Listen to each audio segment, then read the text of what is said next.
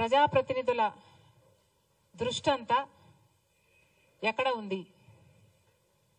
చంద్రబాబు గారేమో శుద్ధి అని శాంతి హోమాలు చేస్తున్నారు. పవన్ కళ్యాణ్ గారేమో ప్రాయశ్చిత దీక్షలు చేస్తున్నారట. ఇక ఇప్పుడు జగన్మోహన్ రెడ్డి గారు కూడా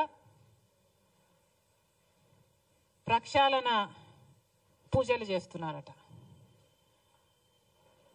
ఒకరి మీద ఒకరు పోటీపడి మరి నీచమైన మత రాజకీయాలు కాకపోతే ఇది ఏమిటి అని అడుగుతున్నాం.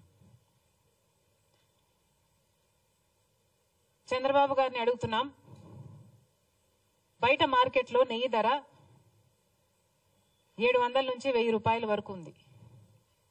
జగన్మోహన్ రెడ్డి గారి సర్కారు 320 రూపాయలకే నెయ్యి సప్లై చేసే టెండర్కి ఆమోదం తెలిపిందని మీకు తెలుసు. నెయ్యి కల్తీ అయిందని, లడ్డూలకు వాడే నెయ్యిలో beef టాలో, Pig fat, fish oil ఉన్నాయని నేషనల్ డైరీ డెవలప్మెంట్ బోర్డు ఇచ్చిన రిపోర్టు మీకు తెలుసు. మరి ఇన్ని సాక్ష్యాలు, ఇన్ని ఆధారాలు, ఇన్ని రిపోర్ట్లు మీ దగ్గర పెట్టుకొని కూడా ఏ చర్యలు ఎందుకు లేవు? ఒక పక్కేమో కూటమి సర్కారు ప్రక్షాళన దీక్షలు చేస్తున్నారు. ఇంకో పక్కేమో ఇప్పుడు జగన్మోహన్ రెడ్డి గారు ఆయన ప్రాయశ్చిత దీక్షలట, ఈయన ప్రక్షాళన పూజలట. జగన్మోహన్ రెడ్డి గారి సర్కారు లడ్డూలలో కల్తీ నెయ్యి వాడితే కూటమి సర్కారు అదే లడ్డూలలో మత రాజకీయాలు కలుపుతుంది. ఇద్దరికి ఏమిటి తేడా? ఇంకో పక్కేమో బీజేపీకి చెందిన కేంద్ర మంత్రులే ఈ లడ్డూల వ్యవహారం మీద మాట్లాడుతూ ఇది హిందూ మతం అంతం చేయడానికి కుట్ర అని మాట్లాడుతున్నారు. ఇది హిందూ మతంపై దాడి అని మాట్లాడుతున్నారు. ఇక్కడ మన పవన్ కళ్యాణ్ గారేమో క్రిస్టియన్లు, ముస్లింలు చర్చుల మీద, మసీదుల మీద ఇదే జరిగితే వాళ్ళు ఊరుకుంటారా? మేము ఎందుకు సహించాలి అన్నట్లు మాట్లాడుతున్నారు.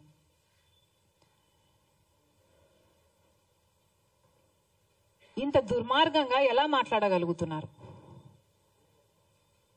హిందువులను రెచ్చగొట్టే ప్రయత్నం మీరు చేయటం లేదా? మతాల మధ్య చిచ్చు పెట్టే ప్రయత్నం కాదా ఇది? ఇక్కడ ఒక అన్యాయం జరిగితే క్రిస్టియన్స్ ని, ముస్లింల గురించి మాట్లాడాల్సిన అవసరం ఏముంది? ఎప్పుడూ లేనిది మన రాష్ట్రంలో కమ్యూనల్ వైలెన్స్ జరగాలి అని మీకేమైనా హిడెన్ అజెండా ఉందా? మతాల పేరుతో చిచ్చు పెట్టే ఉద్దేశం మీకుందా?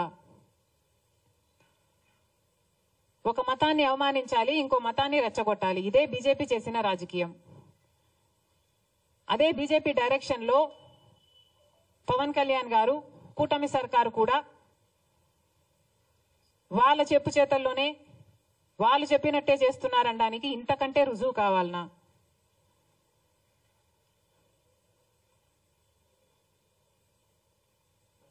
అసలు ఆంధ్ర రాష్ట్రంలో ఎప్పుడు కమ్యూనల్ వైలెన్స్ లేవు. అలాంటిది మీ పొలిటికల్ మైలేజ్ కోసం, పొలిటికల్ గా మీరు లబ్ధి పొందడం కోసం ఇది కావాలనే రెచ్చగొట్టే వ్యాఖ్యలు చేస్తున్నారా అని అనిపిస్తుంది. ఇది భావ్యం కాదు. రెస్పాన్సిబుల్ పొజిషన్స్ లో ఉన్న వాళ్ళు రెస్పాన్సిబుల్ గా మాట్లాడాల్సిన అవసరం కూడా ఉంది. అసలు కేంద్ర మంత్రులుగా ఉన్నవారు కూడా ఇంత నిర్లక్ష్యంగా మాట్లాడుతున్నారు.